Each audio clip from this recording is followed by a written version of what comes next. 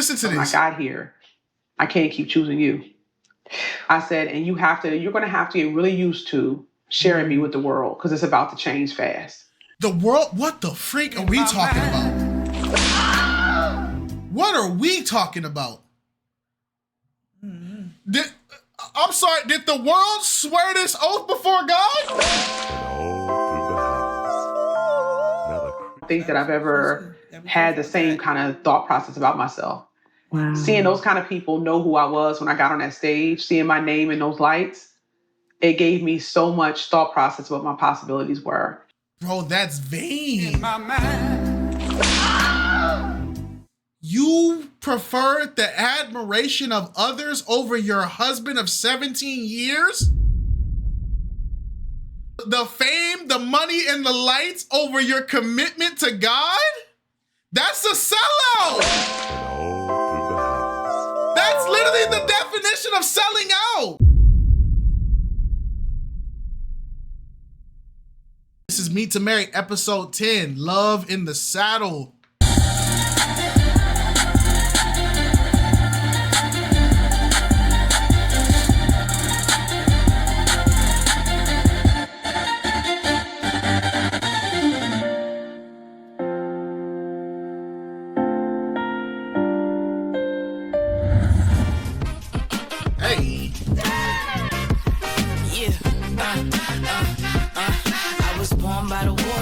Raised in the cul-de-sac. Hey, Alex, release your head. Do it again. Down, up. Release your head. Do it 2 more times.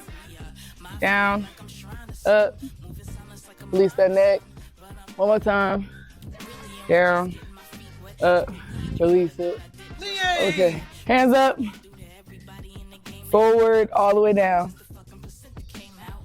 Rock your hips back and forth. Get in there. Hey, I better not hear nobody say nothing freaky right now. Yeah, be respectful, man. Squat. Stretch. They said pause. Squat. Stretch. 1 more time. Squat. Stay in the squat. Roll up. Roll up. Roll up. Bring it on Meet2Marry. That'll be lit. Hi. Hey, Jada. Hey. Hi. So I went on a date yesterday. Okay. That happened. Okay. I did. We went to an escape room. Did I tell you who it was? No. You tell me. Tell me again. His name is Vi. Okay. Yeah. And we went on a little date yesterday. It was our first date. Oh. I'm not gonna lie. I had a freaking blast. Right. And I was in an escape room too. Yeah. That's so fun. I said we did an escape room. It was like a murder? No. It was a temple. Oh, we tried to break out yes. Oh, that sounds so fun. Not It's Jumanji. a little icebreaker too. What? Icebreaker, yeah. We was in there goofing like, what do we do? Mm-hmm. What do we do? I don't know. But I had a freaking blast. He's funny. I think the entire time we kept it just fun. Mm-hmm. I don't know. I feel like there was a lot of room to make jokes. I was in there actually acting a freaking fool as I do. But I mean, like, outside of that, I think he took real to my personality, and I liked his. Well, that's good. Yeah. It's crazy how, like, one of the youngest couples is the only one in here actually just getting something done, bro. Them older people tripping, bro. They in there dragging each other through the mud, man. It's a good setting, too. It's like, there's not too much pressure. You're just hanging out, doing stuff that you would like do with like friends and stuff. That's a good start. Even afterwards, the conversation that we had was fire. See, that's good. That's good.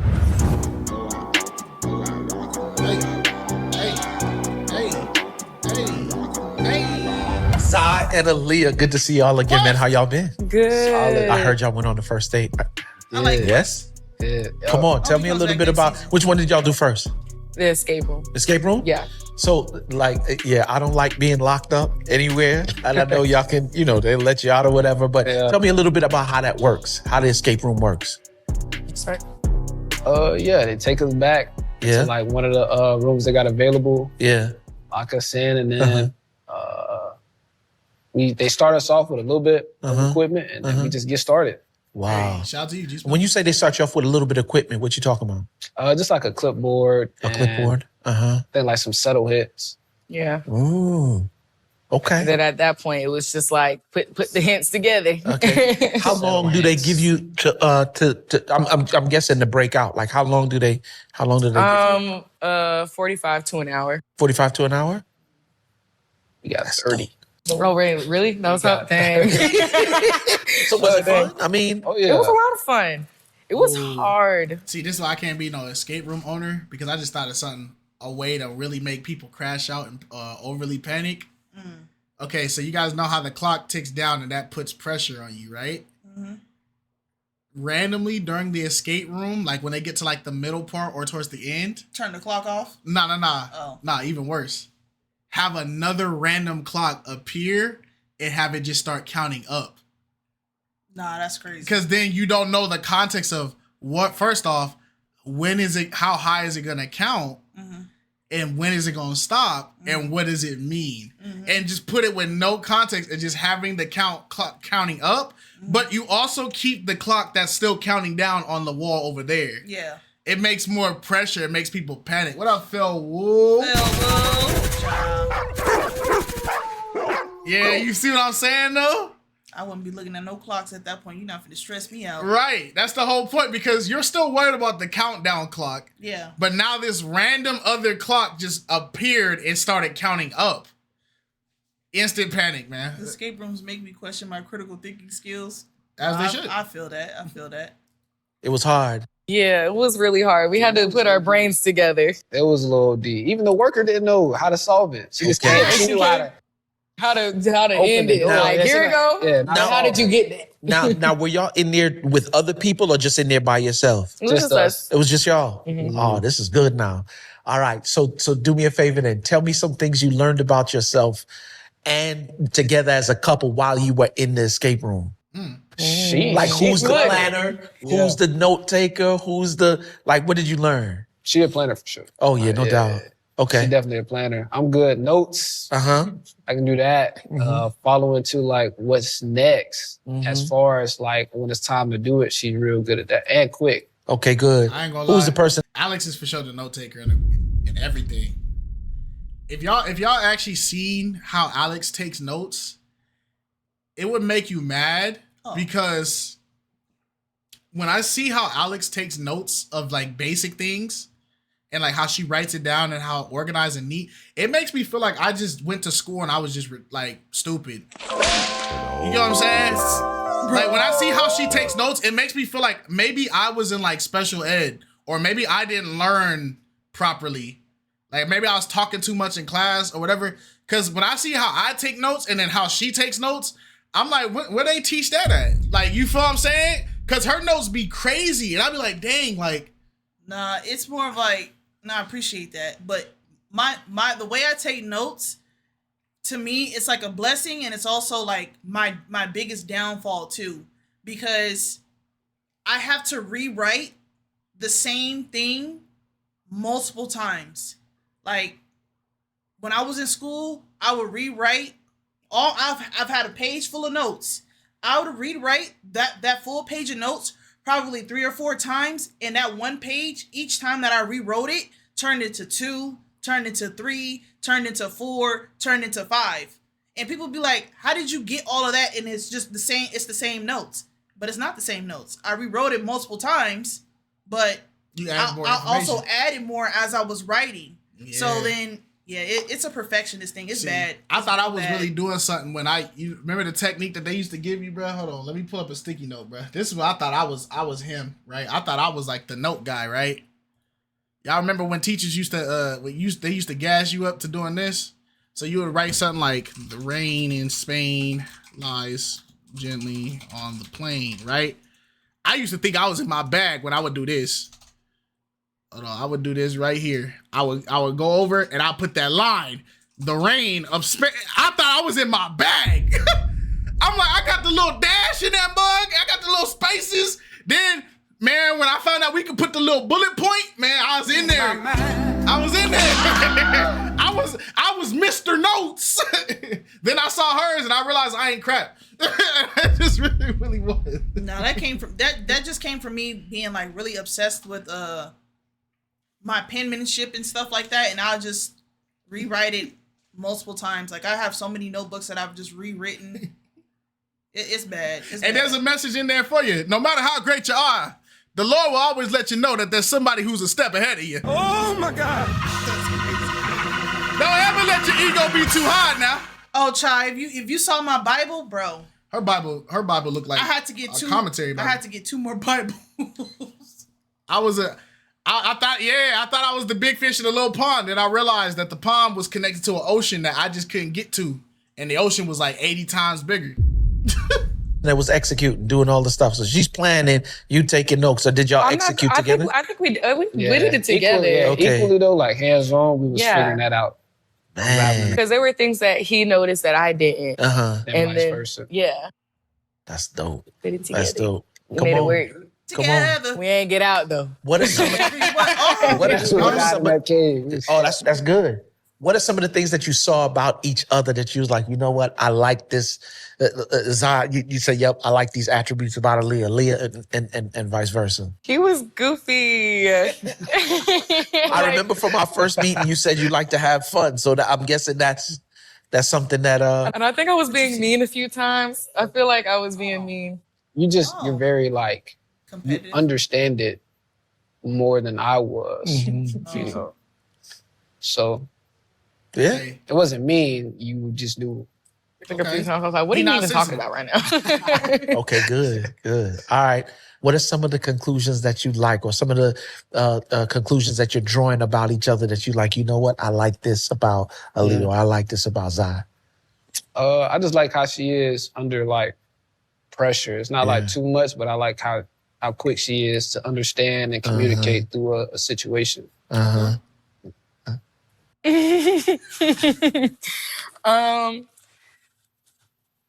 Zai, you're a great listener. I feel like I can talk to him, and just, I guess, be vulnerable, have conversations. You're gonna do that your whole life, brother.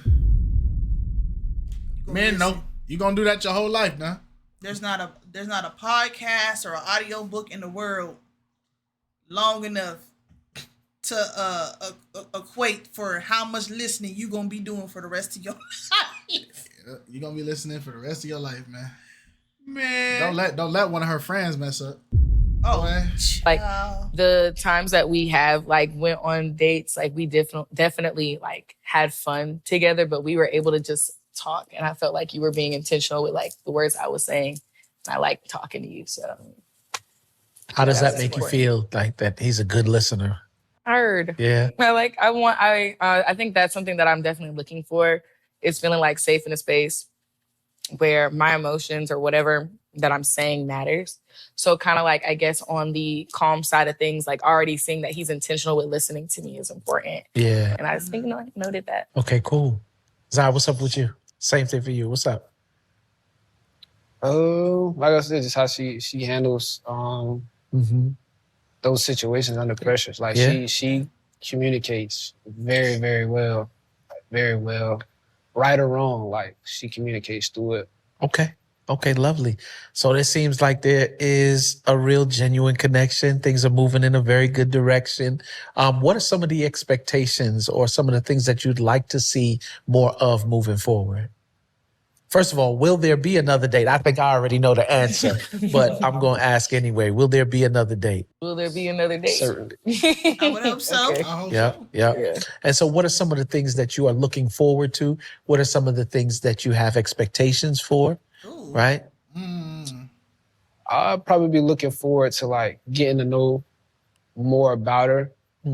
Are there specific things that you want to know more about?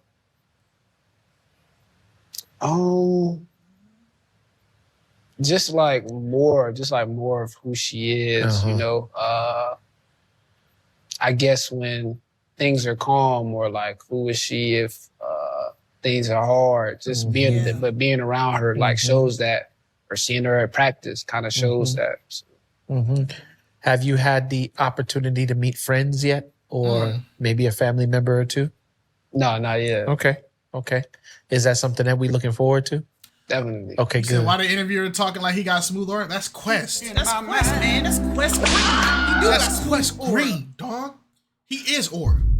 The 5 pillars of foundation in a relationship. Do you know what they are? The Quest. Mm-hmm. And his top op is Journey. Who you feeling like? Okay. I don't know, man. It's in the water. It's in the water. Nah, it's in the water. Got It's it in the water. pop. Yeah. Well, let me get some of that water. Hey, shoot. Go ahead. Tap in. Yeah. Leah, what's up with you? What are you looking forward to? What are some of the expectations that you might have? What I need to see, I guess, is like when those tough times or tough conversations Hold on. like in place, that I need to still feel like you care about me. G-Spice, please. Okay. Like not just because I know that I'm going to put your point of view into perspective when I'm having conversations with you. Like I know that I'm gonna be thinking, okay, like what could he be feeling? I just peep Quest. Quest, 5 pillars. Quest got 5 letters. I peeped it. I'm understanding. The 5 pillars. Quest got 5 letters.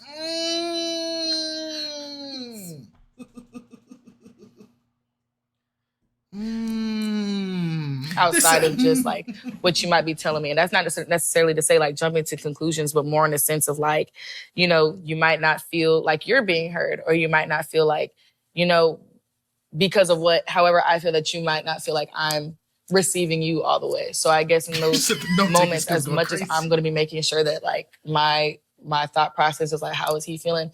I want to feel that from you as well. Like I'm a big crybaby. So like when I get to crying, like how are you going to handle that and still move the conversation forward in a way that's beneficial for the both of us? Because like let's say I get to crying, like I don't want that to be the end of the conversation. Like don't throw me. Don't throw me. But like I don't want that to be like the end of the conversation. Like oh gosh, she's crying. Yes. I want you to like. I want to be seen that this is making me emotional. And then I want to see how are you still going to lead us to that conclusion factor of the conversation. Don't fall for that. Don't fall for that. As soon as them tears start falling, you can't continue to battle the way you was continue to battle. You gotta not logically no more. Because once them tears fall out, that means the emotions is at an all-time high. Logic flew straight out that back window. Logic is not allowed to come through the door. Logic got locked out. He forgot his keys. He can't get back in. Because I'm gonna tell you now, you gonna say something logical, you are so insensitive. It's over, gang. Just when you done crying, we can continue this, bruh. Like you feel what I'm saying? That's what you gotta do. That don't listen to that. That's what they say in WWE. That's kayfabe. That's kayfabe, man. Don't fall for that, man. Don't fall for that. If Alex starts crying in the middle of our conversation, me trying to sit there and beat her down with logic, it's gonna make it even worse. Because then I know once the tears run out, the crash out gonna happen, and then we really not gonna get nowhere. Once Alex starts crying, it's like, all right. Because I don't have time to think about logic when I'm still trying to like process my emotions, and sometimes that's just what it is. Your emotions overweigh logic. It shouldn't, but it does. We're still human. So let me finish processing what I'm going through and how I'm feeling in this moment. I wish it wasn't like this. I wish my emotions wouldn't allow me to be in a state of mind where I can't think, hear, or understand anything that actually makes sense that you're trying to tell me. Let me just get this cry out and then just, hit me with the book. Hit me with the book after. Because you imagine how that visually looks like, here you go, baby. Here you go. But you was still wrong, though. And let me tell you why you was wrong. Because the applesauce don't belong in that part of the fridge. And I tried to tell you like 3. You see how crazy that looked? Like what? You don't move on, man.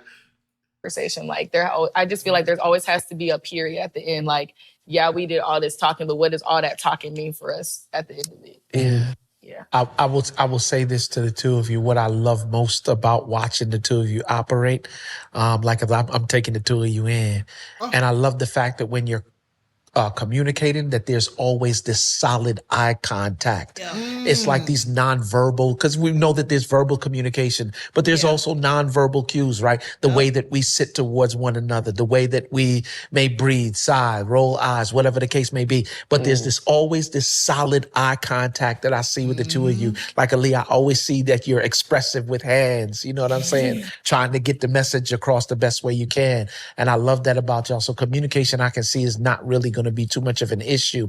But any ideas about where y'all might take the next date? Hey, women, I'm about to give y'all some free insight. About to give y'all some knowledge from the husband playbook. As husbands, we don't give a crap what you really saying, right? Whatever you're saying is going to be what you're saying. We listen to you all day. The way we find out if something's bad or good or something needs our direct attention or something needs to be addressed is not by your words. Your words don't mean crap. It's by your body language and your facial reactions. Facts. We get all our information from how your body language and your facial actions and what you're doing. Your words don't really tell us anything. We know you guys lie. When you guys are emotional, you guys are lying like 50% of the time, right? You guys are just saying what's on you're not saying what is genuinely true. You're saying what you think we want to hear at the moment. Men, especially as husbands, we watch your body language and how your facial structure and everything goes. That tells us everything we need to know. That's why I know y'all be sitting there. Y'all tell y'all husbands, I'm fine. I'm good. There's nothing wrong. I'm fine. And you notice your husband keeps going, yeah, but what's really wrong? What's really wrong? Okay, when you're ready to tell me what's really wrong, let me go. And y'all get irritated with it. But the reality is we're watching you. That's how we get our information. You're saying you're fine, but you're like this. I'm fine. No, you not. You lying, bro. You not good. We're just having a conversation. You done rolled your eyes 3 times. You not good, bro. That's how men we process things. Because we watch, that's how we get the visual cues, because you could be saying anything. Sometimes y'all, a lot of females do this. And this goes out even beyond my marriage. This goes beyond even when I interact with coworkers at work or whatever. There's a lot of ladies that think that just because you put a happy tone to what you're saying, that people can't realize that you're not actually happy about what you're talking about. There's been too many times where I seen a girl at work and I talked to Alex and she's like, yeah, she's in a bad mood today. Yeah, she talked to me about it, blah, blah, blah. And I go to the coworker like, "Hey, you good? You straight today? Oh my gosh, I'm having such a great day. Blah, blah, blah, blah, blah." She'll start yapping about something she knows she don't care about. And one day I just told the shorty, I'm like, "Hey, gang, you ain't gotta fake it. I understand you sad, gang. It's okay." Yeah, but when women do that or people do that, because men will do it too. Men do it too. I think even though it is a lie and it's wrong, it's bad, I think the lie... Defense mechanism. Right? Yes, it can be a defense mechanism, but it's not for other people. It's for the person that's going through it or experiencing it. Like when I say I'm fine, the I'm fine is not for you to be settled and be content with, okay, she's fine. The I'm fine is me trying to convince myself that I'm fine. That's heavy. Yeah, it's not that for me personally. Right. Like it don't be for other people, it be for me. Because really, I want to be good. I want to feel this, that, and the third. But this is what I'm battling mentally, physically, and spiritually. And I'm trying to convince myself, no, you're fine. You're good. I'm good. It's good. It's cool. But then when and it's something, you know how you get a friend and you ask them like, what's going on? Blah, blah, blah. No, I'm good. I'm fine. I'm fine. And you ask them, are you sure? You don't look fine. And then waterworks start coming down. They start breaking. The floodgates is open. It's over. It is because they're too busy trying to convince themselves and trick themselves into a lie into believing that they're fine. Yes, right. Literally, it sucks. That's heavy. She's talking. People don't want to genuinely lie and outright lie to people in their faces about how they're feeling or what they're going through. But people also don't want to be burdens onto other people either. People also don't want to be vulnerable to people. People also don't want to face the music of what they're actually experiencing or what they're going through. So in order for them to avoid what they're going through in life, they have to constantly put up the I'm fine, I'm fine, I'm fine, I'm fine. And at some point, the I'm fine is not going to work. It's going to expire. Do you feel like that's a I'm not trying to get too heavy because then we're going to start getting into people's like childhoods. But do you feel like that's like a defense mechanism that we're naturally taught? Yes. We're naturally taught to do from parents? Because like, not even just parents, society. Or from society in general. Like, because you guys as men face that all the time. Yeah, because I was thinking back to like football. There was times where like I got hit by stuff and like my body felt like I broke a bone or something. Like I couldn't breathe. My head was spinning.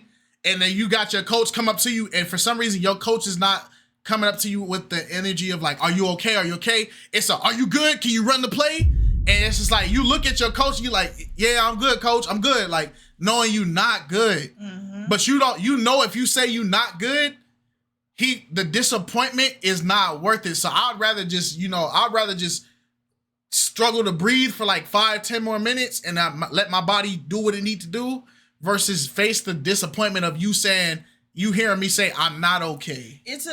I genuinely think it's a lot of things combined in one. It's a societal thing, it's a generational thing, it's things that's kind of ingrained and indoctrinated in us. And also too, a lot of people don't know this, but this is why it's extremely important for when you're having a child, as a mother and as a father, that the mother is in the best state possible. The best mental state possible, because it's been shown in studies that women that suffer traumatic, emotional or hard experiences through pregnancy, that gets passed down to their child. That gets passed down to their seed. It's the same thing with men. Men go through certain things in life, and you ever notice how a child can innately have a father's characteristic trait without it like fully, you don't even get to see it develop. It just randomly comes out of nowhere. Yeah. He just randomly just started getting angry, blah, blah, blah, blah, blah, blah, blah. Because the dad was angry. Was angry during the whole pregnancy. Things like that get passed down to you. That's crazy. High frequencies of like stress and grief and turmoil, all that kind of stuff that gets passed down into the child. Also too, even just aside from like childhood and stuff like that, just how people operate in their daily and how society looks at vulnerability as a weakness. People think it's a weak of you to be vulnerable. And I don't think it is. I think it takes a lot of courage and a lot of strength to be vulnerable. Yes. Yeah. Because there are a lot of people that have so many guards up that they're not willing to open up to people, to allow people in to help them. They'll rather suffer in their silence, knowing that this silence could possibly end them, all while knowing full well they want the help. And sometimes it's just pride, sometimes it's just ignorance, sometimes it's just the lack of not knowing how to, or you never see it. I think it also comes from growing up. We all have seen that one kid that wears their weakness on their sleeves. Like they always are showing their weakness. They're always complaining. They're always vulnerable. They always got to make a scene. It's like narcissistic, but not in the aspect of narcissistic as I want to be seen as like this great thing. It's like, what is it? You're garnering sympathy. Yeah. We've seen kids like that if something bad happens to another classmate, something bad got to happen to them. Yes. And it's just like, I think instinctively when we see people do that a lot, it makes us go, I don't want to be like that. Shoot, I'm just not going to cry because I'm not weak like that. They crying all the time. I'm not finna cry. You get what I'm saying? It kind of goes back to even with like when our brother got injured at work, right? He got a whole like fresh blade sliced through layers and layers and layers of muscle down to his bone. He did not cry. Nope. At all. He did not cry that whole time. He's watching himself bleed. He's in pain. He did not cry. And there's people around him watching him. And they're like, yo, I would have cried. I would have did this, and this. But genuinely, if he would have cried in that moment, y'all would have been talking about him. They would have been talking about him. They would have had, oh yeah, he a sissy, da-da-da. He a crybaby, blah, blah, blah. The only time my brother cried was when I walked into the hospital room and he saw me and I said, it's okay. It's not your fault. That's when he cried. Facts. Sometimes, if people are put in a position where, and I hope you're not this person, but if you are somebody that kind of writes people's feelings off a lot, the person that you would want to be vulnerable with you, they're not going to be vulnerable with you if you don't give them the space to do it. If you constantly write them off or say like your feelings are invalid or it doesn't matter how you feel, blah, blah, blah, blah, there will never be a moment where that person will have a sincere, vulnerable moment with you. You tarnish that and you ruined that for yourself by being dismissive, by being, and sometimes people genuinely just don't know. But you got to understand, just because you don't care about your own feelings doesn't give you the right to disregard somebody else's. That's what we got to learn as people. I don't care about this topic personally. For me, if it was me in that situation, I don't care about it. But just because somebody else is going through it doesn't mean I get to just write them off. Just because it's sunny days for your perspective, don't mean that there's not clouds blocking somebody else's perspective. Ooh, that's a bar. I felt that. That's a bar. Nah, you spitting right now. You on fire, man. Hold on. That's Big Dog Alex. That's a bar. That was nice. We have to do something with that, man. You spitting right now. They said first stream back. We going stupid. Philosophical Alex is in the chat, man. Canoeing. No. He said, hold on. He said, hold on. Yeah. Okay. Yeah. Yes. I love it. Ideas. I love it. I love it. So here's what we're going to do. We can't wait to hear about the next date. I'm going to be here as a resource, and we'll continue having these conversations just to make sure that we operate in the way that we need to, all for the positive outcomes, and we'll see where it goes to next. But glad to have y'all sit here with me today, and I can't wait to hear about the next date. Yeah. Music, okay? Yes. All right. Thank you. Hey. Hey. Wait. What the freak was that image? Hold on. Going on what? My farm camps. So the chicken riding the horse. and the lamb riding the swine. Okay. All right. Flock on top. There's a deeper message to this, right? Amen. The flock, we got to watch the back as we lead the path going forward, right? We always got to watch each other's back. But peep this. The lamb is on top of the pig the same way Christ made the legion get cast into the pig and they ran off the cliff. So the lamb is above the pig, man. Oh, my God. The same way Jesus, cast legion into the swine. The lamb stands above the pig, man. Oh, my God. Talk about it. Talk about it. Yes, sir. Oh, this is nice. They say, hey! Oh, look at the horses. Oh.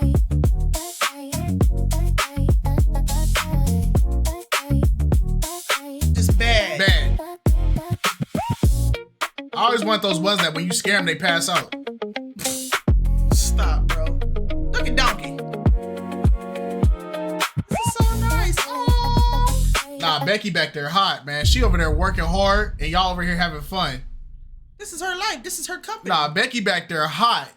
She got to go get this little step stool so she can go move this hay, and y'all over here having a good time. They said PDA. This was okay. Oh, how adorbs. He look like an actor. He do. This is gonna be my horse right here. Okay. We got little Bessie for you. Bessie. Little Bessie. Oh. Little Bessie. Little Bessie. She actually little though? All right, there you go.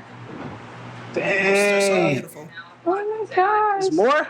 Me and little Penelope Bessie. are connecting. She keeps coming very close to me. You're gonna take that left foot and you're gonna put it in here. Once you do that though, you gotta swing your leg up and over the side. Yep, land soft. Child. My sciatica would not allow me to even get on the horse if I wanted to. Oh, brother. Back gonna be gone. I'm up here. Hold on to the horn. And when we get out there, we'll get a moment where we can hop out and they can kind of be riding on their own. Just get them started. So best you do is put your heels down off of her belly. Yeah, baby. Listen, I do this for real. Oh no. They can just feel it. Oh. They can feel your heartbeat from every 3 feet feet away. Really? Uh-huh. What? Oh, Dang. Well, I guess we need to be a little bit connected, you switching huh? that tail, child. Hey, yeah. Riding horses. How you get him to speed up? Have y'all ever rode a horse? I ain't gonna do it. Feels it. Oh, she feel when I want her to speed up? Hear the thunder? Yeah. See, this is why I can never be a horse owner, bruh. I play Red Dead Redemption 2. I made sure my horse had an ego. That's facts. My horse thought he was better than everybody. That's facts. I had to make sure. I had that horse with drip. He had Gucci on the heels, man. Man, what? I was putting everything on that horse. That was my horse. You feel me? I wish somebody would shoot at the horse too. It was up. I was taking down whole towns. What you mean you shot at Black Thunder? What you mean? So I said, no, I haven't brought a horse, but I milked a cow. Hey, that's respect. You feel me? And if I had a pet cow, it'd be the same. My cow would be thinking it got the greatest milk on earth. I want the miniature ones. My cow would have an ego. Facts. But stuff. Just like my turtle. My turtle think he better than everybody too. I'll be sure to make sure I give him the big shrimp. That's my turtle. What you talking about? Get on my nerves, bro. I wish somebody would say they turtle better, man. What? Watch out, man. You look so pretty. My turtle will beat your turtle up, man. Your turtle, Bro, You know how I be seeing them videos on like Instagram and stuff of people getting kicked? Yeah. On accident. Where you going, Beretta? That's the only concerning part. Getting kicked? Well, that's why you're supposed to build a great connection. Nah, facts. I know my turtle's better than yours. I know. It's a fact. It's a fact. Mine eats strawberries by himself. He don't even need guidance. Your turtle don't do that. You gotta chop your strawberries up. My turtle eat it by himself. Bro. Facts. Bro. Facts. He beats other turtles up, and he ain't never met them. But I know he'll do it. Shout out to Miss Sherry Berries for the gifted sub. You know what my turtle does every day? He aura farms all day. That's all my turtle does is aura farm. He stands on his bridge while the water's flowing, and he stares up at the light, and he just poses for 8 hours a day. Facts. Facts. He's different. Is he a Pokemon? It's crazy. He's different. And then when I walk downstairs and he know he hungry, you know what he do? He tap the glass. Boom, boom. Yeah, he do. Hey, big homie. OG. He Boom, do boom. tap the glass. That's how I know he hungry. He tell me when he hungry. As soon as we walk by his tank, he tapped the glass. If he don't like you, or if he don't know where you coming from, you know what he do? He dive in the water and tackle the tank. Yeah. To let you know he's there. My turtle's better than yours. It's facts. It's not debatable. Master Oogway do not be playing though. Oogway don't play. I wish another turtle would. They don't care. Yeah, man, we gotta go ahead and get to the horse though. I don't want one. We're good on it. Thank you. Can you handle it? I mean, yeah, with your help. Huh? You getting them big, mighty horses. I'm not doing that. You want me to do it by myself? That big, mighty That horse. doesn't feel very supportive of you. Hey, this is enough. If you get this size, I'll put him on the camera right now.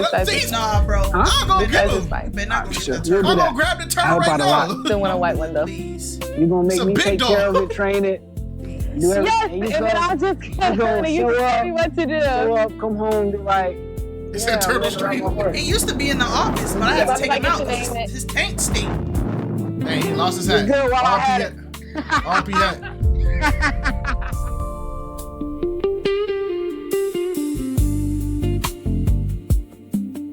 Oh, That was fun. It was. I had so much fun. And then we got to meet the horses Up close. up close. And learn a lot. So what kind of horse do I want?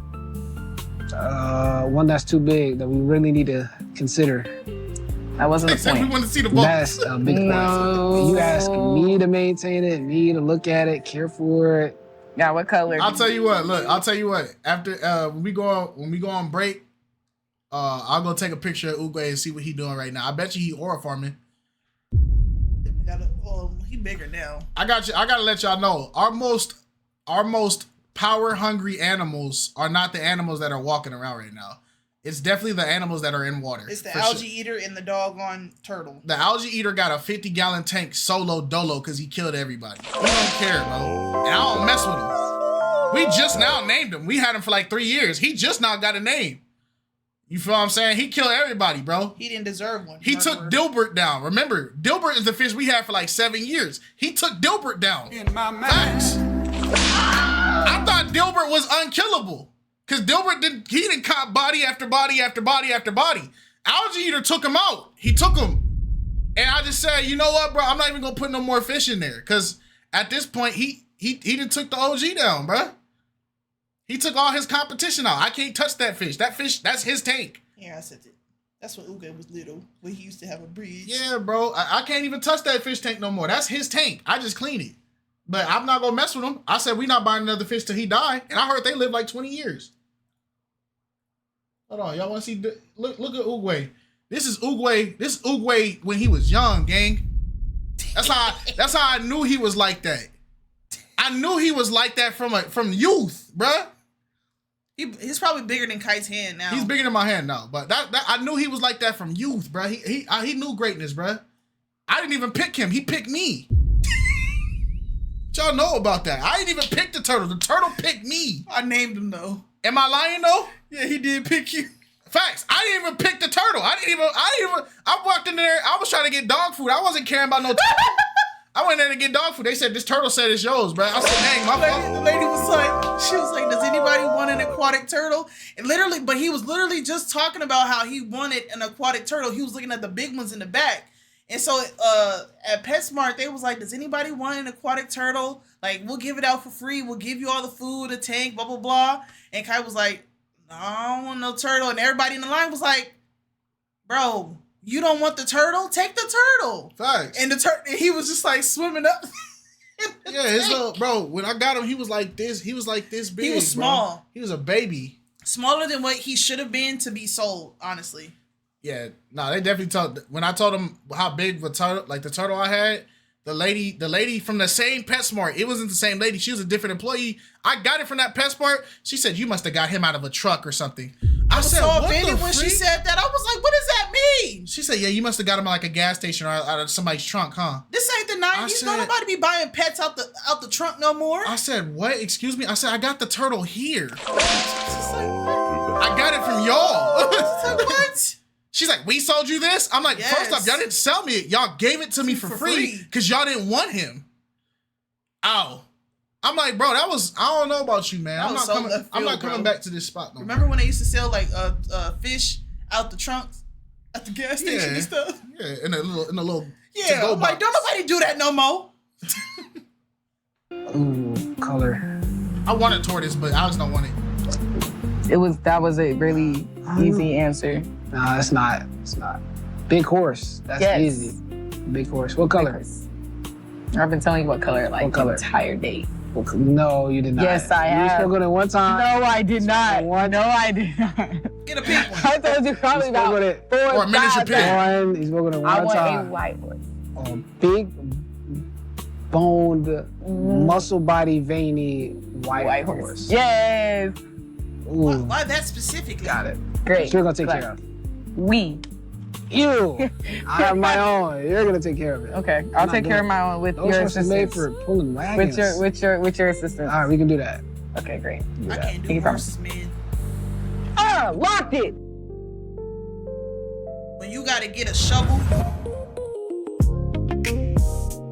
almost bigger than a horse itself, just to scoop it up. Nah, man. Hello, this is Candace Moffitt, and I am a licensed clinical mental health therapist, and I'm excited to be here today to just talk to you about dating and, you know, what's really going on. So I heard that you went on a date with Rashim, is it? Yes. And you say he goes by Professor? My professor. Okay, can you tell me about the date and like how it went? What happened? What was your experience like? Well, first of all, let me give you the roses and then I'll give you the thorns, okay? I love to do that. Okay. First of all, the weather was impeccable. Beautiful day. Really should have been an amazing, amazing time. Yeah. The ambiance was fantastic. We went to East Coast Wings. Shout out to them. They were fantastic. I had a delicious lettuce wrap that I probably had 15 times since then. because it was just that good. Yeah, so you went back. Yeah. Oh my goodness, that's the thing I remember most. I hate to say that was the lettuce wrap. The date was, like I said, the weather was beautiful. Really, just a really great day. I came and was just really excited to sit down with somebody who I felt like could be somebody viable. I mean, why not, right? You know, when I first came, it was very clear there were no fireworks. Okay, just from the beginning, it was clear it was no fireworks. But sometimes it's not, right? Right. Love is not what we think it is. It's not that feeling you get sometimes. Sometimes it's things you have to work towards. So I'm okay with that, right? Spark. So I was still like, okay, optimistic. Let's give this a chance. Let's see how this thing goes. The biggest thing I noted as soon as I sat down is like he was an instant jokester. Not like a ha-ha laugh here and there, but a constant joke. Like it was like a joke after a joke. What if I use my 53K points on hydrate? Are you crazy? What's wrong with you? How would you do something like that, Malouche? This is why we need to take away channel points. Thug. Why would you do joke something after like joke? that? You really couldn't get to the meat and the potatoes of who he was. Because he never quite told you who he was. He just followed up with jokes, and some of them were a little spicy. Okay. Wait a minute. What do you mean by spicy? Like, what does that mean? It seems I'm getting into the therapy part of things. It seems like it was something, you know, like deflection. You know, when people they tell joke after joke instead of calming down, relaxing, getting to know you. It seems like there was maybe something that he was hiding, possibly. I felt like he is not the most confident person in the world. Okay. And that's okay. We've all had to work towards that place, right? Wait a minute. Are you from up north? Yes. Okay. I can tell. You're very confident and she knows her stuff. She knows, you know, so. Yeah. But I can tell. Bro, this is the most toxic chat I've ever seen. You just spamming hydrate. This is how y'all treat us, huh? This how y'all treat us? Your appearance and, you know, your language and how your demeanor. Stop! I appreciate that. Good old Catholic school and the good old Northeast. We don't have enough water. I'm telling you, School Hard Knocks will teach you a lot. Believe that. So I realized that he wasn't the most confident, but I wanted him to be comfortable. It's important for me to allow space for people when they're around me. I want you to be your best self, regardless of how you feel. I want you to know that you have space to be whoever you are. So I was like, look, just roll with it. Like, and I remember him just joking, and I was trying to bring him back to the topic at hand. Like, let's really talk about why we're here, because there was a reach out to me to come here to talk to you. So what do you want to know? Do you want to know more about me? What do you want to do? What do you want me to do? I can't stop them. What you want me to do? Spam another hydrate. Spam another hydrate. Because at this rate, this one we gonna be drinking. We're gonna be drinking this. Spam another one. Oh, all right, Lightning. I got you. I got you.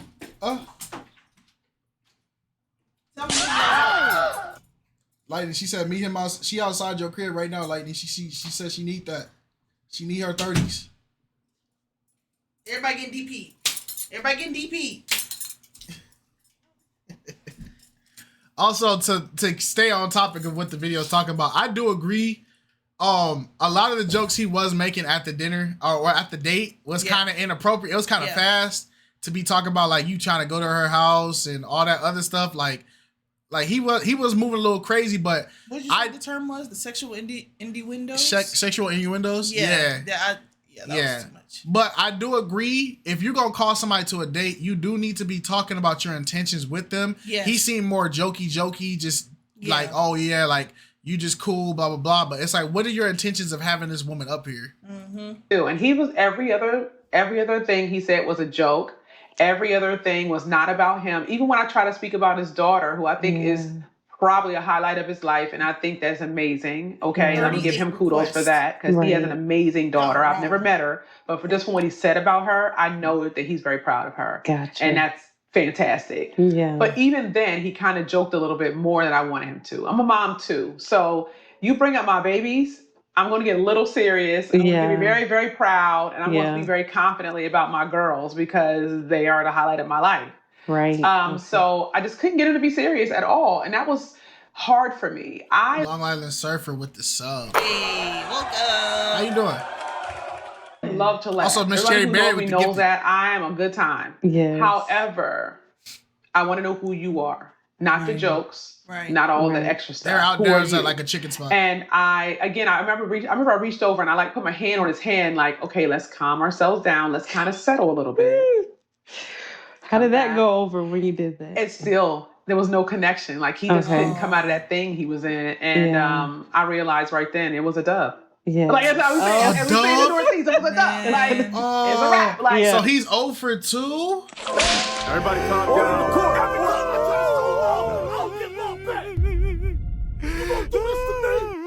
Big Dog is 0 for 2. there was nothing else. I don't have a lot of patience for that type of thing. Yeah. I'm a woman of a particular age. Right. I feel like I've done enough in my lifetime that when I walk into a room, you know I'm there. Yeah. And you should know the quality of person that I am. Yes. And if you would let that slip through your fingers, then you don't deserve it. Yes. Right. Tell me more about your previous love life. You know, what are you coming from? Oh my goodness. The background. Give me the background. I've been married most of my life. Wow. My most recent marriage was 17 years. My ex-husband was an amazing person. He still is. He was just not amazing for me. Wow. Okay. And I learned a lot. I learned a lot about myself. Yeah. I learned a lot about who I could be in this world. Yeah. What I should be in a relationship, what I shouldn't be in a relationship. I take full responsibility. At times I was an enabler. Enabler? I was not necessarily responsible in terms of how I loved him. I allowed him to make decisions and I allowed him to make excuses. And I acted like I didn't see it sometimes. Right. Because I wanted to be in love. Wow. I didn't want to be right. Just for the sake of being with someone. Is that right? For the sake of being with him, I loved him. Yeah. Yeah. I loved him, and I married possibility. Okay, I didn't marry who I was at the time. I married possibility, and I realized possibility will kill you. Right. What I wanted him to be was not who he wanted to be. Right. And so I had to really concentrate on, instead of me concentrating on what I wanted him to be, I had to concentrate on who I could be. Yeah. And that's I started stepping into my courage and stepping into my gifts and who was I going to be in this world. And once I turned it that way, life changed for me. Wow. Wow. Yeah. So what was that moment like when you said, okay, like enough is enough. We've been married for 17 years. It doesn't matter how long we've been married, but I want something different for my life. I choose me. I choose to be happy. I choose to. Woo! I choose me over my marriage. Woo! I would choose me to a certain extent. If you are, from a Christian's perspective, if you are an adulterer, fornicating, I'm going to choose me. I'm not going to sit there and stay with you because you're not finna take me to hell with you. No, sir, no, ma'am. But in terms of, we don't know what she wanted in life or what she wanted out of him, but marriage is all about sacrifice, compromise, and adaptability. So, and if you get to a point where your spouse is not willing to do those things for you, it's off the table, it's out of the question, it does start to raise a red flag in terms of where your marriage could be headed, in a sense. Not look next to me and say, oh, this is a possibility. It could happen. It might happen, but it's not going to happen. So let me move forward. What was that moment like for you? Oh, you went straight to it, didn't you? Yeah. Okay. Yeah, you are good at what you do. So I remember that day like yesterday. I was sitting down and I got an offer to go to Miami to speak. And it was the largest speaking engagement I've ever had. I was so excited. My dream is to fill stadiums all over the world. I don't want to be the backup act, okay? I want to be the headliner. I want to bring on people who are just like me or fired just like me, and I want to make a way for them to change people's lives. I talk about the power of positivity in your everyday life. So my brand is called Positivity Has a Purpose. As I'm building positivity, that's what I call her, because she's That's my girl. So as I'm building her, I remember sitting down and I got this phone call. Okay. That's her brand. Who her? Brand. Yeah. Y'all know when people when you start something and people say like that's my baby, like stuff like that. I think it's on that type of scale. Okay. I'm assuming. Okay. I don't know if it makes it any better, but that's what I'm thinking. I'm about to say I know we ain't attaching gender to a word, nah. What I've been waiting for, and they were like, "Hey, somebody can." I don't like anger. He got problems. But Joy, that's a beautiful woman. Ego, he need to fix himself. Now, this is the funny part. I'm always number 2, right? So the lady who they had booked canceled because she got laryngitis. Oh, wow. They're thinking about who can we get right now who is ready. One of the producers had saw me speak in a venue with 200 people. Yeah. And half of them were drunk. Oh. This was in Vegas at a convention, and half of them were drunk. Wow. And she said, if you can speak to drunk people that way, she said, I swear I saw people getting sober. When they were talking to you, like people were really, really focused on you. Right. She said, if you can speak to those people, I know you can shut it down. Yeah. So this lady calls me. Her name is Dolores. Shout out to Dolores. It's always a Dolores. And she said, your life's about to change today. And I said, why? She said, okay, first of all, I'm not going to tell you what the check is, but I'm going to tell you I have an opportunity. She said, can you be on a plane tomorrow morning? It was 11:30.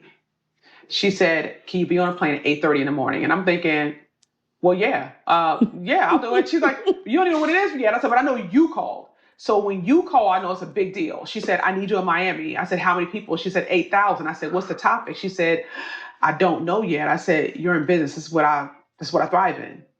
Give me one word. I can talk for an hour, 2 hours, anytime, anywhere, right? So I turned to him and I'm so excited. And she was like, I'm going to sign the contract right now. She said, just look at the number. Tell me if it's enough. If it's not enough. I'm assuming this was the turning point. Just text me back and tell me what it is. She's talking about what led to her divorce. Yeah. Yeah. Which, if she's about to say what I think she gonna say, he wasn't in support of her. Then hearing, because right now I'm paying attention to the nuance of what she's talking about right now. So it's 11:30 at night. You just got a random call right now to be a guest speaker to leave in the morning. Yeah. For a topic, and you're about to leave to another state at 11:30 at night. It was enough. So it was enough. Biggest payday I've had in a very, very long time. Probably half of what I make in a year. Okay. It was a good amount of money. Okay. And I turned to him and I was so excited. And I said, oh my goodness, I got to get to Miami. I'm going to speak to about 8,000 people tomorrow morning. And he was like, wait a minute. Miami, if you're gone tomorrow morning, then who's going to help me get ready for all the stuff I got to do tomorrow? And I'm like, no. The goal was always the goal. It was always arenas. Like I'm about to be in an arena. Like she told me, if you want to go. And he knew this. He knew this about you. And he was between jobs at the time. So it wasn't like he had to go to work. Right. And I said, I arranged for you to get. No. I already peeped what happened. I already peeped what happened. You can get, look, hey, Thick with the sub. Hey. I'm not going to call her a liar because we wasn't there. We don't know. Yeah, I'm not going to call her a liar, but I'm saying I'm paying attention to the nuance and the fine details. Because even if, when people do this tells you a lot. When they're trying to explain their side of the story, if you bring up somebody's flaws or something that they're struggling with or something that they're lacking in to justify your decision making, to me, a person who has no context, you're more likely trying to minimize the impact that person had in that moment to make your argument stand out more, right? Yeah, because to say he's in between jobs. Why do we need to hear that? It already paints the picture that he's not pulling his weight as the husband, and as a man, he's not in a position of being a provider or head of household if he's in between jobs. So by you going to take this trip, he shouldn't have no opinion, no thought, no say, or bat an eye about what you got to do to go get this bread. He gonna figure it out. You gonna have to figure it out. So that's what it sounds like. I'm gonna put this together right now, and this is why I feel like there's something sinister behind this. One, you keep glorifying about the money, and you're talking about this is the most money I've ever made. This money was double my salary. This money was crazy. This was life-changing money. This was you feel me? So one, we're already equating that you were willing to put the money over your marriage. We already got that conclusion. Then your husband, you tell us this happens at 11:30 at night, meaning that you guys are most likely in bed. Meaning that your day has already ended. Mm-hmm. Your day has already ended. And he says, if you leave tomorrow, who was supposed to help me with this situation that I had for tomorrow? Meaning that you guys already had a plan that you had already confirmed with him you were going to help him with. Meaning you guys already had something scheduled for that day. Whether it's big or small, you already made an obligation to that day. You gave your word for that day. Yeah.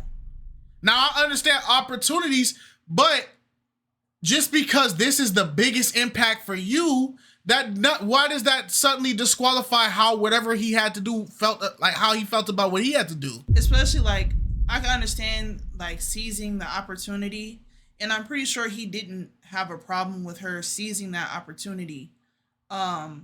But like I said, if you have an obligation to something that me and you planned something together, and if I got a opportunity like this and you were okay with me taking it, I'm still going to make sure I set you up for tomorrow. Right. So if that means I got to get up right then and there after that phone call and help you start prepping and setting up for whatever needed to be done tomorrow. That way, when I do head out, you can still do it with ease, or you don't have to spend too much time on it, whatever the case may be. We don't know what he had to do. Yeah, he was trying to do something for a job. She's talking about how he's in between jobs, and we'll get the rest of the context. But right then and there, I'm already hearing some flaws with this justification. Mm-hmm. Because you turned over to him and said, "Oh, I got this," and he go, "But if you go do that, what about the stuff we were supposed to do tomorrow? What about the stuff you said you were going to help me with tomorrow?" Mm-hmm. And you go, No. This has always been the game plan. The vision's always been the plan. This is what matters. That don't matter now. You know what? I low-key kind of feel bad because I do believe like certain nuances does change people's perspective or mindsets behind listening to stuff like this. Because immediately when she said he's in between jobs, I kind of like, and it's no shade towards him, I kind of decreased him to the men that they can't cook or clean by themselves. They can't run errands by themselves. Yes. They can't manage or maintain the house by themselves without their wife being there. The men are the husbands that constantly have to get babied or coddled, or you got to tell them step by step to do stuff because the woman typically takes care of the household. Mm-hmm. Babe, where are the towels?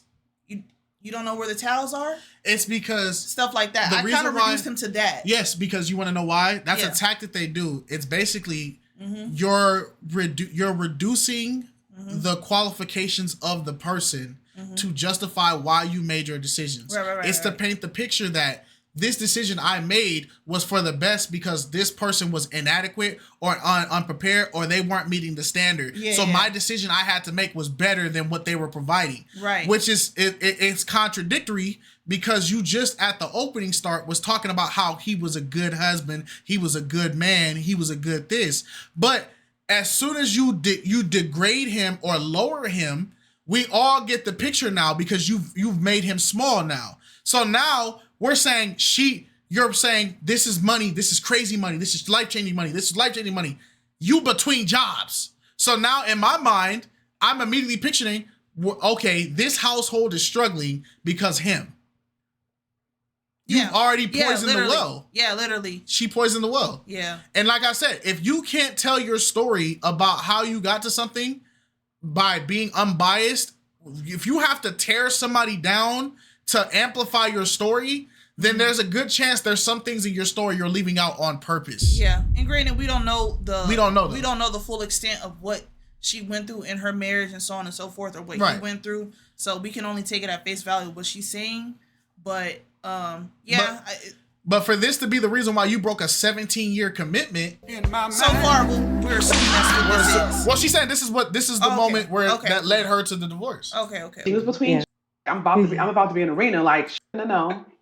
The goal was always the goal. It was always arenas. Like I'm about to be in arena. Like she told me if you want to go. And he knew this. He knew this about you. And he was between jobs at the time, so it wasn't like he had to go to work. Right. And I said, I arranged for you to get a ticket.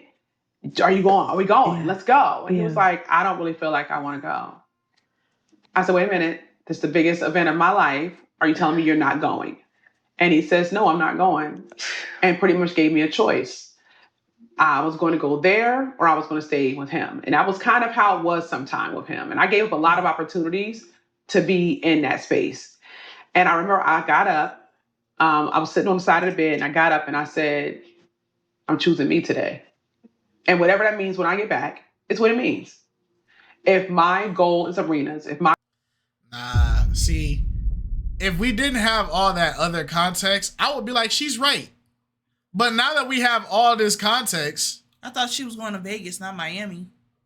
Yeah, I don't know. Either way, I don't know. But now that I have the context, this don't sound as heavy as or justified as you're saying it. Yeah. Because you woke, like y'all woke up in the middle of the night. You said, I'm getting the tickets, I'm doing this. You already made the game plan without him. And then you completely just belittled whatever he had planned. We don't know. And my thing is, you completely threw out his feelings about what he was doing. I'm sure he would have loved to go with you. But if she said she's open the opportunity for him to be a part of these things in these spaces for a long time and he hasn't done it, I think it's people don't talk about sometimes it's kind of difficult being married to someone and you don't have someone that aligns with your goals and aspirations. So sometimes it's going to be like a little friction. Not saying like what she did was okay or anything like that, but keep in mind, we don't know the full, we're only going off of information. But you know, that does play a part in it. If like with the content thing, had I not took that leap, or I've always supported you, but in my own way, but there was more that you needed from me in order for you to do it to the scale and the magnitude that we're doing it now. And if I wasn't on board with doing it, where would you have been then? You know what I'm saying? Sometimes when you're with someone and the goals and the aspirations and the dreams that you may have for yourself, that other person may not see it for you, and they may not want that for you because they don't want that to align with what it may not align with what they want overall. You know what I'm saying? And then sometimes it brings like friction. It seems like she's saying he made her make a choice, choose him or what she wanted, or other times in the past. Yeah. Yes, but that's why I'm saying I have to take what she's saying with a grain of salt, because when you paint the image that, like, look at the image that she painted basically with this conversation. I had two options. Option A was my dreams, my career, more money than ever. This was the game plan. This was the best thing for us. That's option A. Option B, my not having a job, always giving me ultimatums, not putting my dreams first, not supporting me, husband, option B. And the reality is option B probably didn't even look like that. I think option A is okay, but if he's included in it. Right. You know what I'm saying? But that's the point, is she's not giving that narrative. She just now said, oh yeah, I told him I could get you a ticket to go with me, blah, blah, blah. But look at how she's painting the picture for the audience. She's pointing like there's a good option and then there's a crappy option. But she completely degraded the second option. So now we all are in our minds like, dang, option number 2 was trash. But reality is we don't really know the full context of option number 2. We know what she told us, and she started off by already poisoning the well of option number 2. She let us know the bad of option number 2. We haven't heard no goods of option number 2, besides she would have kept her marriage. But we heard all the great things of option number 1. Yeah, you get what I'm saying? It just sounds like from how she's speaking, the I, the my opportunity, biggest arena for me, I, me, my career, myself. I genuinely feel like she probably would have chose the route that she chose to begin with. I'm not saying she would have wanted to have been divorced, but I'm saying she would have took the opportunity regardless. And sometimes you got to be careful, even though it is your goal and it is your aspiration, when you constantly do things like the I, it doesn't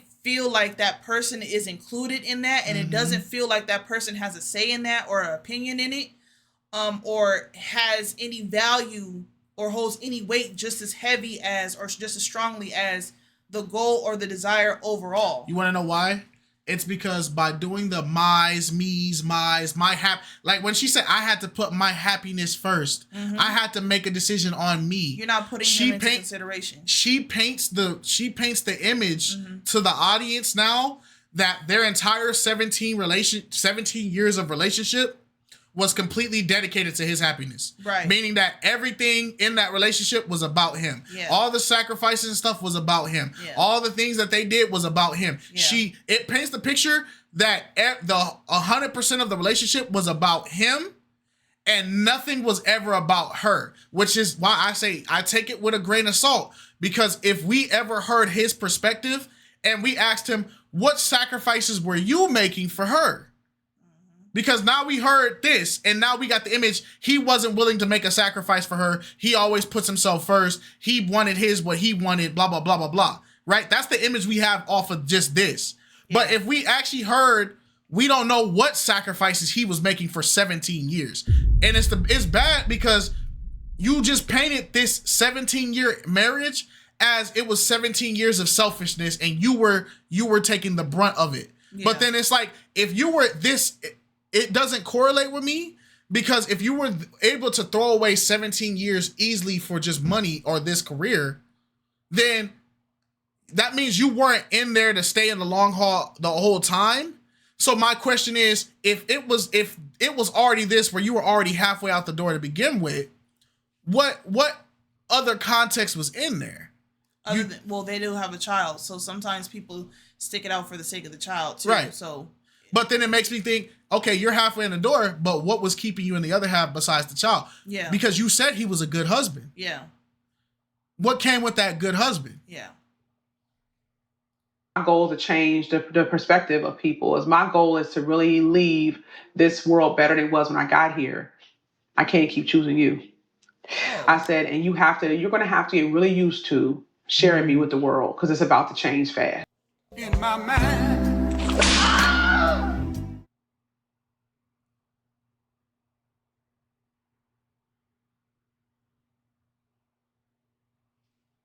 Yeah. Yeah. And maybe he didn't envision the dream or the goal being this big or this grand, especially if the goal is taking away time from his wife and so on and so forth. Some people, some men or women won't be too happy with that. You know what I'm saying? But all right. I don't know, man. I just want y'all to, I'm going to replay it. This is the craziest thing I heard somebody ever say about their marriage. I'm going to tell you now, I don't give a crap about the world compared to my marriage, bro. What? I can help people with my marriage. Literally. But do you? Yeah, literally. I took an oath before God. I'm not putting no random stranger before my spouse. What are we talking about, bro? This is crazy. Listen to this. When I got here, I can't keep choosing you. I said, and you're going to have to get really used to sharing me with the world, because it's about to change fast. The world, what the freak are we talking about? What are we talking about?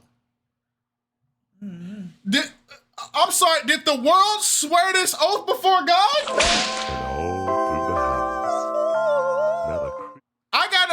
What are we talking about? I gotta share you with the world? Did the world say till death do us part? In my mind. What part of the scripture was that? Oh, no, not too much. Not that. What part of the scripture, what verse was that? What part of the oath was that?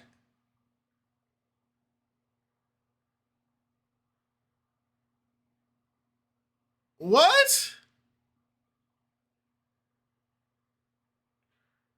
That's crazy. Nah, bro, you got that one. Shoot, I'll tell you. All right, leave that ring, gang. Let the world have you, bro. Because last time I checked, I didn't take the oath with the world. I didn't marry Alex saying, till death do us part, or if the world need her. That's not what my oath said, bro. Don't be throwing my hand in, man. I'm dainty. I'm sorry. What part of the game is that? Nah, bro, y'all, shoot, man. RW with the gifted sub. Hey. And I remember I got up, I was packing my bag. I told the girls, hey, you know, I have one extra ticket. We're going to go to the booth. We're going to go to the ticket booth tomorrow. We're going to buy another ticket and we're out of here. My girls got ourselves together. We got on that plane and things changed dramatically. 8,000 people later. And you took his kids? In my mind.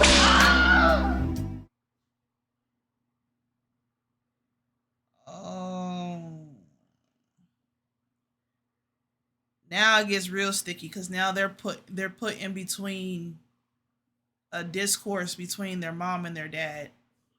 And here's the most disrespectful part. You made the decision for the kids yourself. Yeah. You completely, even if you came back, there was no way that marriage could have kept working because now you just disrespected the whole entire order of your household. You don't like on pay, like realistically, by you doing that, you just stripped the entire authority of him from your household. You basically just took a king and reduced him down to a servant in front of his children. Yeah. I would divorce too. Yeah.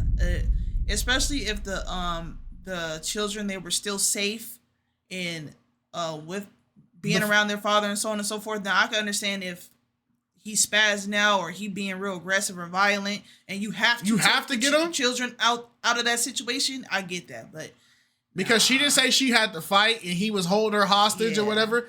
You just so we told y'all it's God, the man, the wife, the children, everybody else, right? Mm-hmm. She just completely usurped the order of the household right then and there. You just took the wife and the kids and completely removed his authority out of the thing. Nah, bro, this is crazy. But that's what happens when you choose you. This is crazy. I don't think that I've ever had the same kind of thought process about myself. Wow. Seeing those kind of people know who I was when I got on that stage, seeing my name in those lights, it gave me so much thought process what my possibilities were. Bro, that's vain. In my mind. You preferred the admiration of others over your husband of 17 years? You chose the fame, the money, and the lights over your commitment to God? That's a sellout. That's literally the definition of selling out. What profit a man if he shall gain the whole world and lose his own soul? Or what shall a man give in exchange for his soul? That's a sellout. Thank you, Harmonizer, for the scripture. Thank you, Harmonizer. Is that not? Did she not just describe selling out? That was Matthew 16:26, by the way. She just described selling out. Listen. Process about myself. Wow. Seeing those kind of people know who I was when I got on that stage, seeing my name in those lights, it gave me so much thought process what my possibilities were. And I think you sold out for the glory, gang. I'm really, and I'm kind of, I don't know how I feel because the therapist is not saying anything. She's just validating it. Right, it's kind of scared me, but go ahead, let her finish. Because I'll put this: if we change this, right, and we got rid of husband, we took this exact conversation and we just eliminated husband. Take husband out. Replace husband with kids. Replace husband with kids, and replace this going on stage as a public speaker with pursuing acting, right? So I told my kids, if you don't support my acting career, then we just gonna figure it out when I get back. But I'm going to go pursue my acting career. And they stuck at grandma's. Would y'all justify this?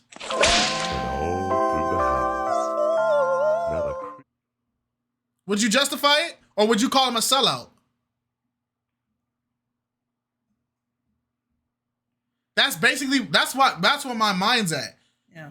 If I can replace any person in this sentence with it, if I take husband away and put kids here, it's equally as bad. If I take kids and put parents here, it's equally as bad. If I take parents and put my animal here, it's equally as bad. Child, put God there. If I put God there, it's horrible. Still do what I want to do. You chose the fame, the lights, and the money over your people. That's a sellout. That's literally a sellout. I changed in that moment how I allow people to handle me and how I handle myself. I have chills. Yeah. Chills. Because it's just that one moment that changed your whole entire life. That one moment of courage. Yeah, one moment of courage for you to not be held back. But think of all the other times. In my mind.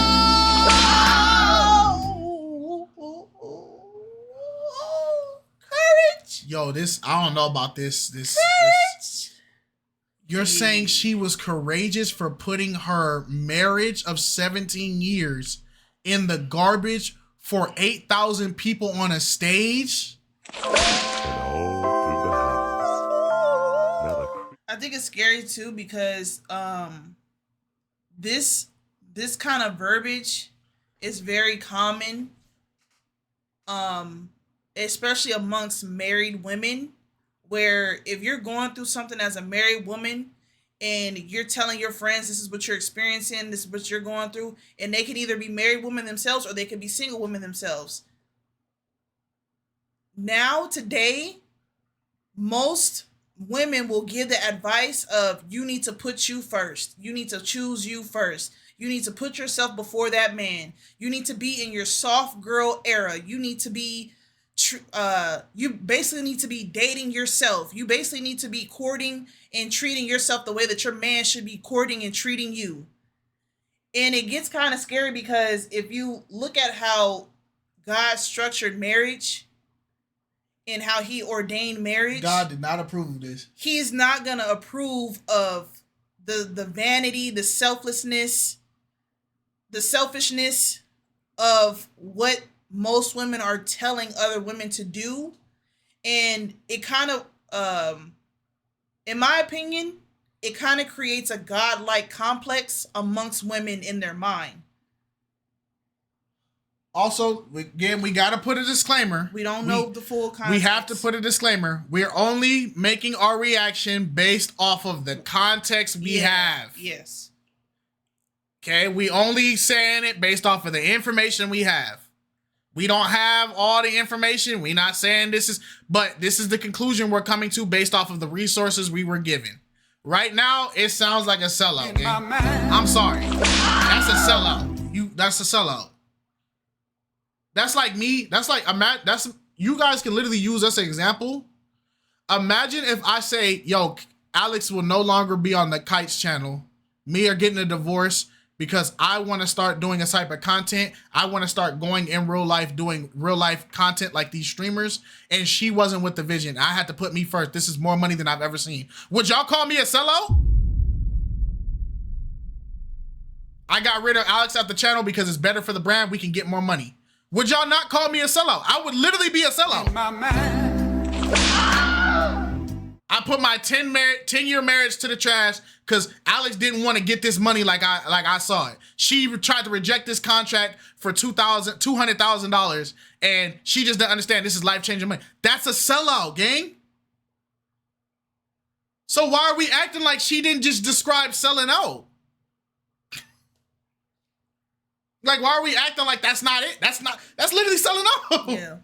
Said that you just were held back.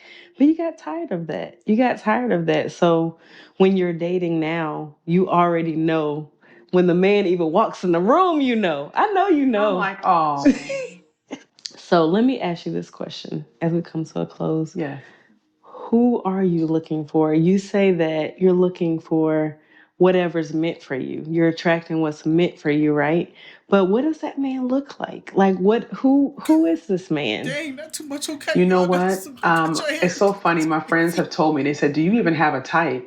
I said, it's about what his soul feels like, not what he looks like. What does his soul feel like? This is so awkward to hear people talking about souls after you just talked about getting ready your marriage for a bag. Like, dude, this don't correlate with me. This don't make sense to me.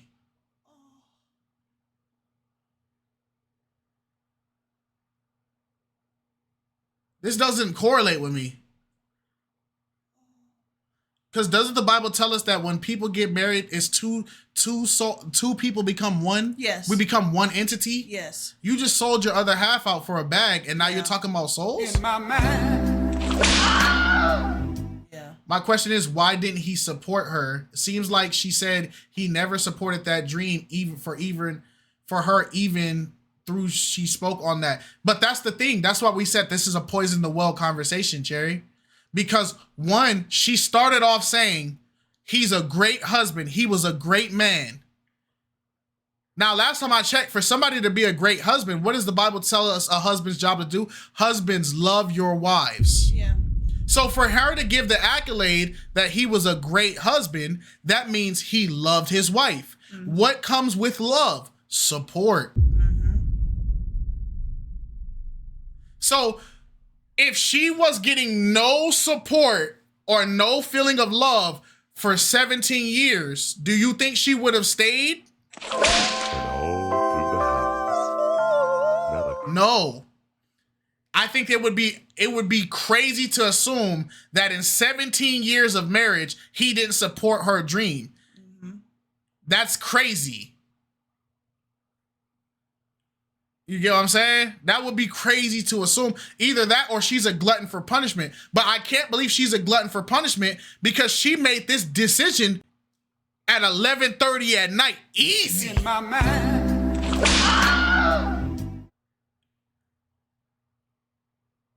You get what I'm saying? Yeah, I got the biggest opportunity of my life. The goal has always been for me to hit the stage amongst thousands of people. We understood. Now we understand. We knew what the goal was. So you knew what you signed up for me to accomplish my goals, my dreams, my desires with or with you in it. With or without you in it. That's what you signed up for. We knew what it was. That's when the we come in. And then Shambam pulled up a great point. She got called at 11:30 while she's in her bed from a lady that she met when she did a speaking conference to drunk people. They said, oh, you did a very good job public speaking in front of drunk people. So, first of all, what conference are you at that's positivity where everybody's drunk, gang? Right? Then she said at 11:30 at night, we need you to be in Miami in the morning, gang. At 11:30 at night. Then she got all her kids, got the tickets, and left with the kids to Miami. Both her kids. Does that sound like the image of a woman who is not getting any support in her household from her 17-year-old husband. In my mind. Heck no. Heck no. The fact she even had money to go buy extra tickets tells me she was not oppressed in this relationship. The fact that she was able to take the kids and leave tells me she was not oppressed in this relationship. Try to make the argument, well, that was her money because she was the one working. It ain't no just hers. The fact that she was able to sleep the rest of the night, wake up, get dressed, and leave tell me that he wasn't no abusive, oppressive guy. Because how she sleep through the night? If he was this horrible, human, non-supportive, abusive monster, she dang sure wouldn't have slept. In my mind. It'd have been Ike Turner through the whole night. Keep in mind, she said he was a good husband and a good man. Like I said, we don't have the rest of the context, but we can only go off of what she said. Right now, it's not looking good off of what she said. Yeah. Right now, it don't look good at all. I guess they did a live stream. We didn't get to catch it when they did it, but if y'all want to watch it, y'all go ahead and make sure y'all tap in with them and watch the live stream. And then she didn't even know what she was going to go talk about. Child, you could have been, they could have been telling you to come talk about divorce. Facts. She just saw the bag. When he wakes up in the morning, I want him to have something, this deep desire that beats within his chest that he just can't live without. Yeah. I want him to know what his purpose is. I want him to know God for himself. I want him to be able to hear his voice and recognize it and see his face when it shines on him. I want him to have, when he sees me, he's going to know I'm the one person he's been looking for his whole life. Man, watch out, bro. You want him to know God, but you gotta be willing to listen to him to understand if he actually knows God. You just talked about giving up your 17-year marriage so you can speak in front of a contest, and your exact words, that feeling of people knowing my name, people wanting to see me, all the lights, it changed me. You just talked about selling out. Now you talking about God. Yo, get off my screen. Shout out to Meet2Marry. Get off my screen, gang. Get off my screen. You're bugging.